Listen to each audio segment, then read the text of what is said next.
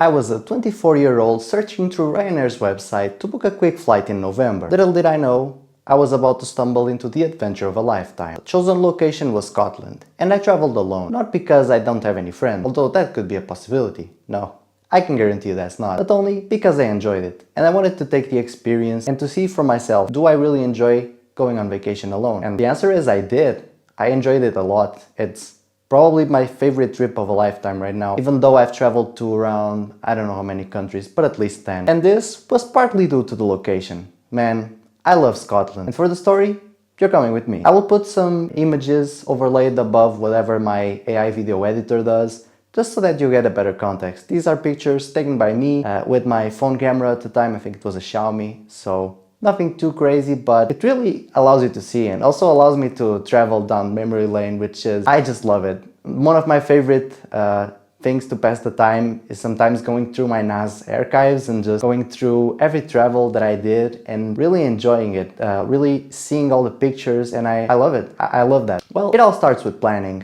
I only had 5 days to go, so I knew I was gonna move fast. But that's fine, that's the pace I like, and guess what? I don't have anybody to please, it's just me. So I can do this on my own terms. For starters, the limitations. I was not taking a car and did it all, mostly aside from one Uber or two, with public transport. That was definitely not the wisest choice sometimes, as you will get to see throughout the story. For the location, I was also restricted. I was arriving and leaving from the Edinburgh airport. And yes, I said it right, Edinburgh. And if you say it otherwise, some people will get mad, just be aware. I had already booked a trip, a tour to the catacombs of Edinburgh, so that was my first day. I arrived pretty late, just in time for the tour, and after that I just ate some chicken and fries and hit the Airbnb. Then straight to Inverness in the early morning. It's funny to think now, nowadays, I just wake up at 5. It didn't used to be that way. Although I was always a morning guy, so throughout this trip I just woke up at 5, basically the entire time. Unfortunately, because of the travel limitations, I had to blaze through the catacombs and cutting basically the country in half, skipping the east coast like Aberdeen. Sorry, I just get a bit too excited with that Cage the Elephant song. You gotta admit it, it's a good one. Alright, but it's all about compromise. Funnily enough, at the bus stop before the train, I started getting a feel about how is it like to travel alone. This local lad started chatting with me. It was like, what, 6 a.m. and basically everything was dark and a bit cold, I have to be honest. I traveled in late November, beginning of December,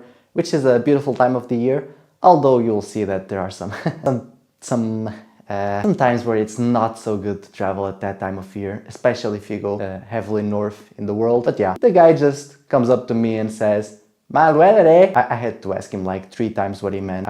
Not only because it was fucking freezing, but because I really had a hard time understanding the accent. Although I speak very well, and I think you can be the judge on that. Sometimes these accents, they're a bit difficult to understand, especially when they're Scottish. I mean, Scottish and probably the Irish, I don't know, they may be the worst accents to understand in the English-speaking world.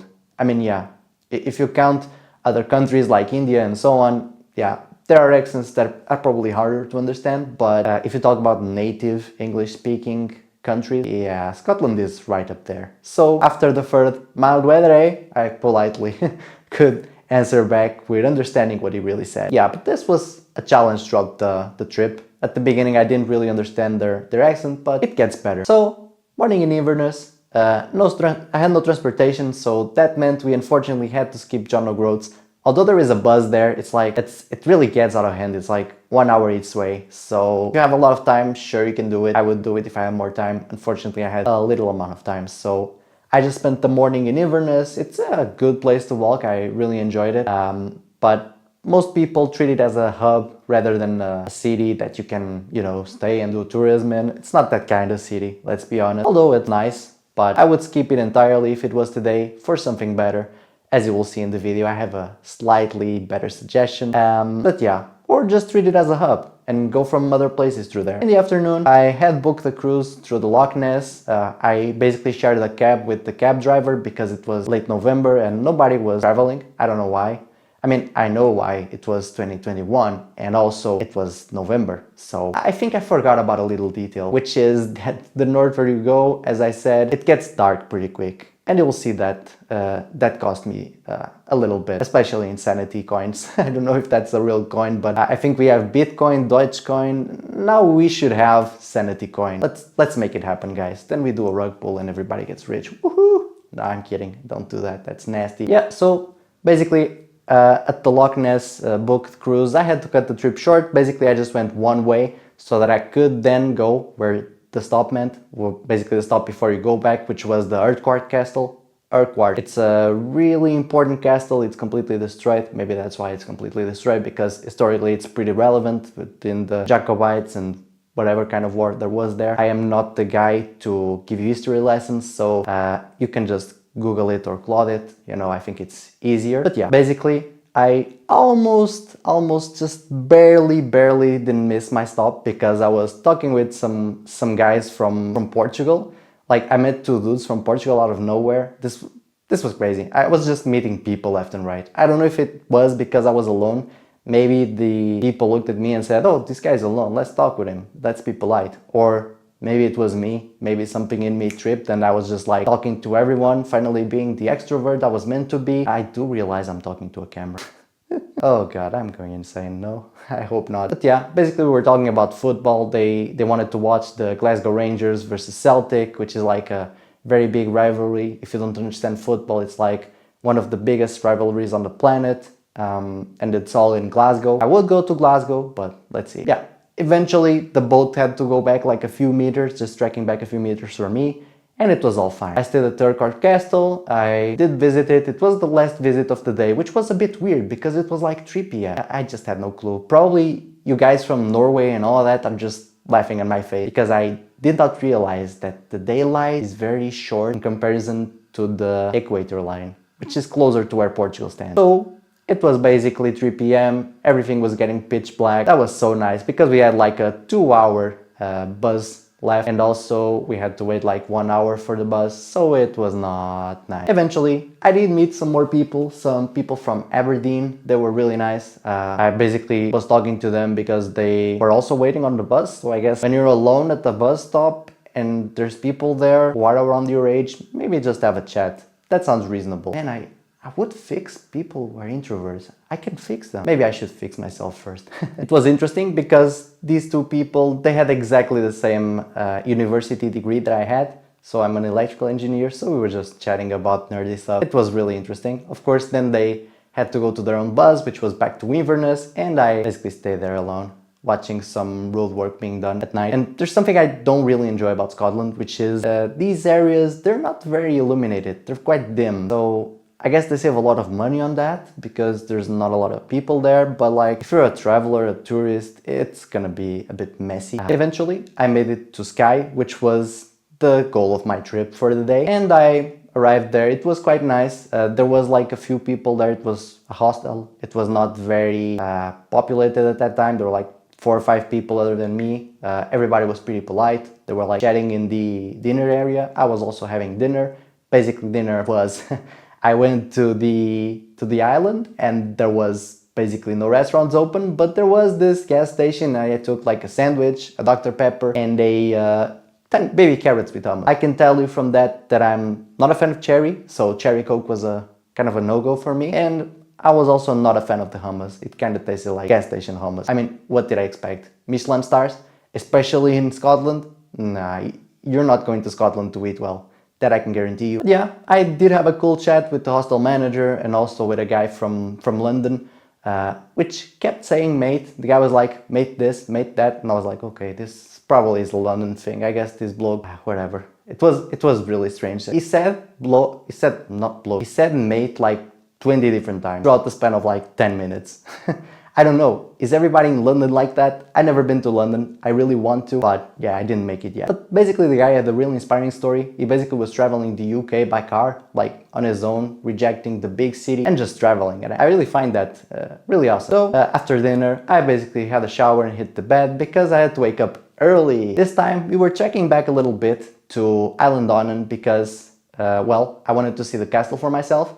Basically, the castle of Eilean Donan is one where 007 was recorded. I think it's Skyfall. Yeah, because there's like a Skyfall road if you go to Google Maps. It's a really nice castle and people still live in it. It's not like the other castle, the Urquhart one, which is completely destroyed. And I gotta admit, these sunrises in Scotland, man, they were just incredible. I really have no words. I would see the most beautiful sunrises, which reminded me, I woke up at 5, but man, was it worth it? I think it was. I really, really enjoyed the sunrises. And you know what they say, you gotta watch the sunrise at least once per day. So, once per day or once a day? Well, English is not my main language, so let's just get out of the way. So, early morning again, I was waiting for a bus to take a tour through Skye, because Skye basically doesn't have any buses. It does have like a small town where I eventually had lunch and deeply regretted it. But enough, let's leave that for later. So, I caught the views, then eventually we had like a small tour, like through the outside of the castle. I don't think you can get in because people live in there sometimes. So yeah. And the talking continued. I kept meeting people. It was crazy. This time it was some people who were on Erasmus in Portugal. So basically I think they were French, but they knew a bit about Lisbon and Portugal, so it was a nice chat. And then I basically went through to Skye. And one fun fact about Skye. Skye is probably the most known or most beloved island from Scotland, but it's one of the most hated places in Scotland. Why? Because they were the first ones with a bridge, so they were the first ones connected to mainland. And there's a whole story about how the mainland was connected, or this bridge basically, because at the beginning they didn't know. But the first people who passed through Skye, they got a toll of 20 pounds, which was borderline insane. Like 20 pounds to pass through a bridge, goddamn, just get a boat, I guess, at that point. But basically, people started gaming the system because there was like this little law which allowed for people with farm animals to either get a really big discount or just pass by for free. So basically everyone had sheep. It was really funny, until eventually they made it free, because I mean, that's the kind of thing, I mean, it should be free. I don't think people should be locked like that, you know. Although I understand the bridge does have a cost to create and to maintain, so that's for the taxpayer. Good job, Reeves. That's all I know about UK politics. Every time I think about UK politics or see something about it, they're just screaming at each other. It's really interesting. Yeah, I guess that's Parliament. What do I remember about Skye? Well, first, the Black Cullen. Incredible rock formations with very interesting names and serious sounding, like the Executioner, the Peak of the Grimace, and Blaven. Seriously, who names this thing? I also met the furry cows, and they're so cute! The furry cows, they're so cute. Like, I even got like a pendant for my sister because they were awesome. Then I had lunch in this little town. It didn't go down well, the fish and chips I ate. Yeah, it's not the kind of thing you want to eat in the midst of a trip, especially when you got the whole afternoon ahead of you, and a whole day in my case. So just be mindful of what you eat. Yeah, and be careful about the fish and chips. Afternoon, it was really nice.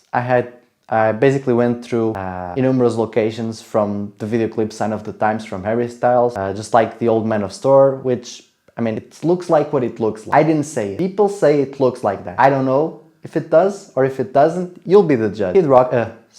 Kilt Rock, which is, to this day, gotta show you something. Where the hell is my phone? Oh, it's over there. Don't bother. It's still my phone's background because it was incredible. Also, if you ever go there, be very careful because it's like high from heaven there. And also, I don't know, did I not put this in the script? Because like, I have a script right there. That's why my eyes keep...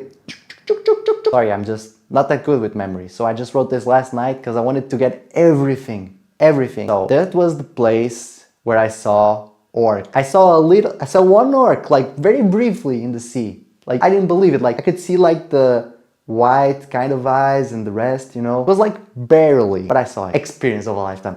Amazing. Everything about this country, man. It's just, except for the food and the fish and chips. Fuck the fish and chips, man. Those were cruel. Those were very cruel to me. I'm not happy with you, Scotland. Okay, I'm kidding. I really am happy with Scotland. But yeah, of course, it was around 3 p.m. I had to do the same thing as I did yesterday, which was basically telling the tour guide, saying, okay, leave me here. I want to get on the bus. She was like, looking at me a bit funny because she realized the same thing I realized the day before, which is there's basically no light after 3 p.m. And since you are going upwards in the country, because you just from Inverness to Skye, there's a bump up. It's starting to get dark really quick. I would learn that, yeah. I learned that the day before. I learned that today. I knew the challenge I was up against. I did my research. I had a backup plan if things went south, which I really recommend you do, because things can go south. So always have a plan B, a plan C, and a plan D. Basically, my plan B was, let's call a cab. it's £200 if it comes to that. I mean, it's worth in my opinion. So yeah, after the woman looking at me a bit funny, she did tell me, look, hitchhiking is normal around this part, so if you really have to, just do it. And I was like, okay, that's plan C sort of. Or maybe plan B, it depends. I don't know, I think it's plan C, because I'm not really a fan of the whole hitchhiking thing. If you have experience with that, let me know in the comments. I really didn't mess with that, so yeah. But yeah, I convinced her really well that I had it all figured out. I hadn't. So yeah, 3:30 p.m, it was dark. There was only one problem, which was a layover between two buses. The first station had a lot of people, it was absolutely fine, but the next one, I basically had to go. It was close to Eilean Donan, because I wanted to go to Glencoe, and Glencoe was, well, waiting for me in the dark, because it was dark. But in this particular second station, the one for the layover, there was no lights everywhere. So there was no all of the lights.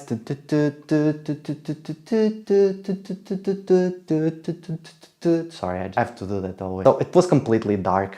I mean, there was like a house, and that's about it. I didn't even know if that was the station. Like, the bus stop didn't really look like a bus stop, to say the least. I could barely see anything. I had like the flash on my phone the entire time, the cab name, the cab phone number, and the Google Maps saying the bus does arrive at this time. There was not a lot of cell phone service. That was a problem also with Scotland. Like, some places don't get really good coverage, but it was good enough that I could see something online. Like, if things went south, I could just issue a phone call and that was it. I had to wait like 1 hour on this particular stop, and it started to rain a bit, so I had to get my raincoat on. And this was not normal. Like, I cannot believe I'm saying this, but I only caught like this one day of rain and throughout the whole trip. Like, I caught it a little bit in Inverness and a little bit in the station, and that was it. Like, Scotland doesn't rain. It doesn't rain in Scotland for 46 days a year, and I caught like 3 or 4 of those days, and it was the winter. How crazy is that? Like, I was really lucky. The unicorns were with me. If you don't know, the unicorn is the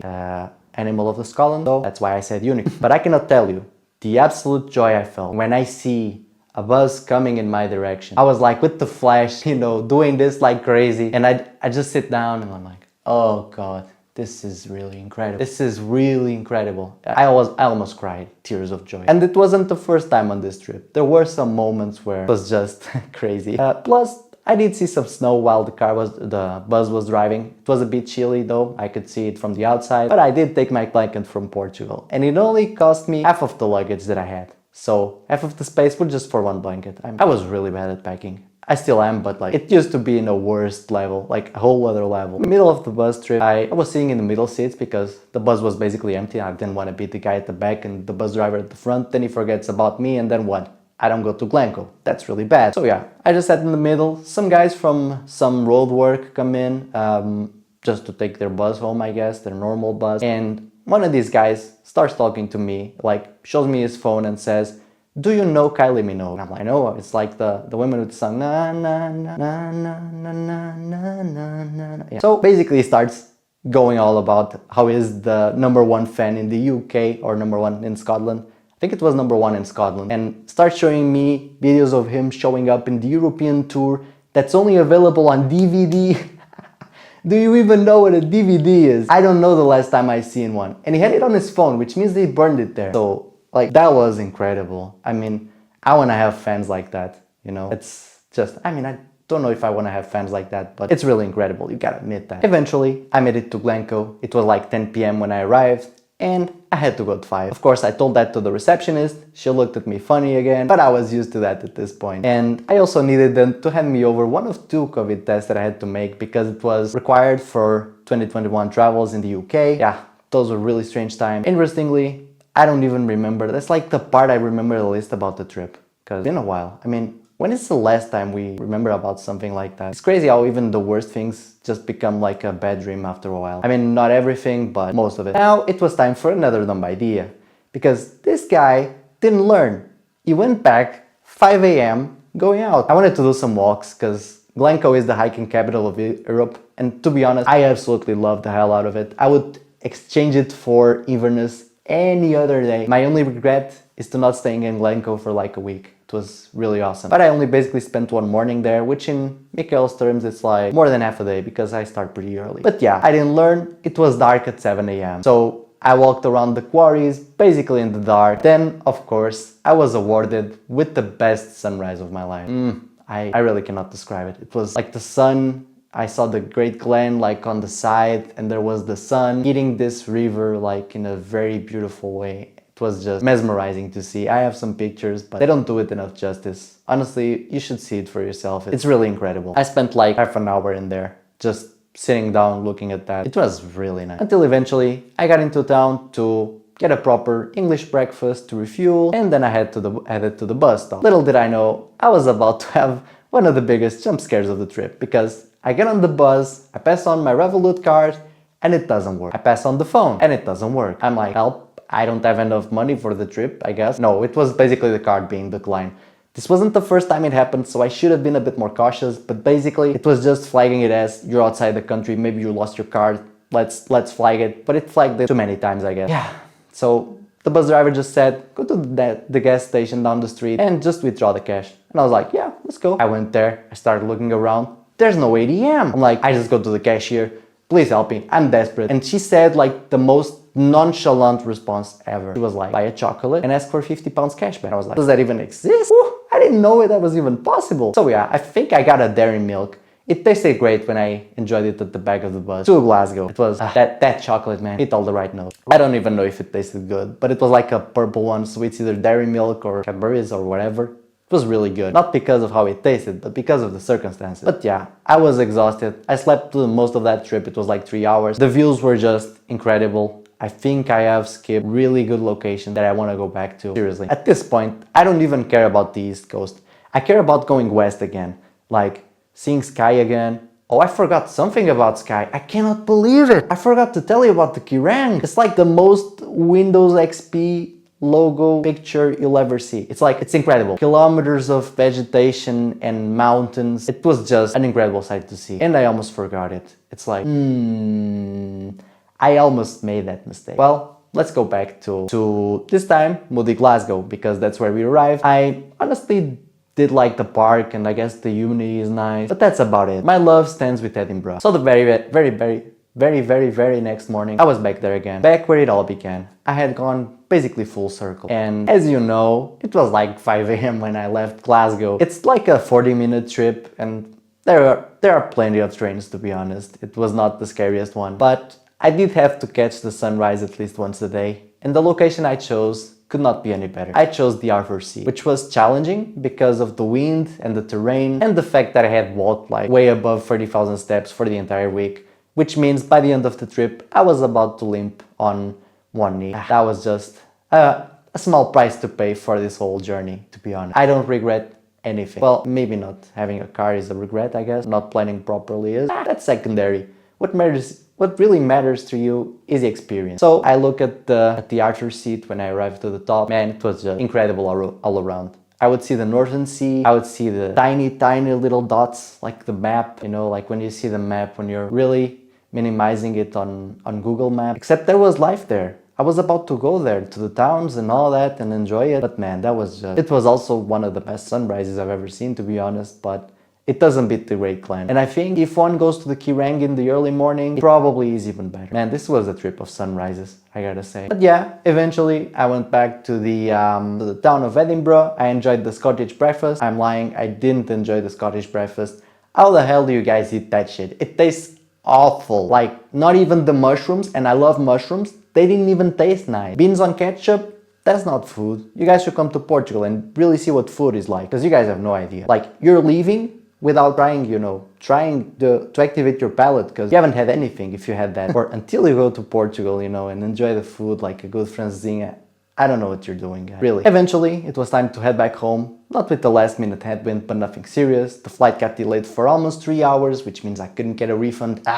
Almost there. I did an online order for a Coke while I was on the plane, while I was on the plane. So this is something you ordered beforehand. I didn't know how it was gonna happen. I was just, let's try it out. Let's just throw a Coke in there. And it was quite nice. Like, after they take off the seatbelts, it was already there. Like, a woman came up to me, like, it was like on a platter for me almost. It was a really nice experience. I really felt like elevated through that, like I have a bit of bourgeois through this trip. It was also a nice way to celebrate the end of the trip. I mean, I did buy some drain buoys, so I could have had that instead. But yeah, that was the celebratory drink. Wrap up, what would I do differently in 30 seconds? Car or motorcycle are almost non-negotiable. Double the number of days, March instead of December, as it's still off season, but it's too cold for the midges, which is great, and you have better sunlight hours, which is awesome. And that's how I would travel to Scotland. Bottom line, there's no perfect trip, but this one lives in there for me. I really loved it. Comment down below, tell me about your favorite trip. Also, tell me about the biggest mistake I made throughout the trip, and if I skipped some place, because I will be back. That's my promise to you, Scotland. I'll be back.